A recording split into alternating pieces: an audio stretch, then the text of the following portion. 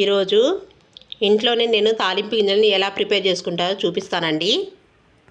జీలకర్ర, ఆవాలు, శనగపప్పు, మినప్పప్పు, మెంతులు, వెల్లిపాయలు.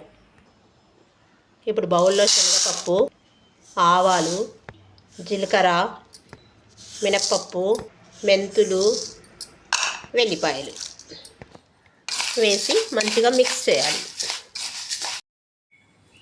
ఇందులో వెల్లిపాయలు ఎందుకు వేసాను అంటే వెల్లి స్మెల్ ఉండడం వల్ల దీనికి తొందరగా పుచ్చు అనేది పట్టదండి.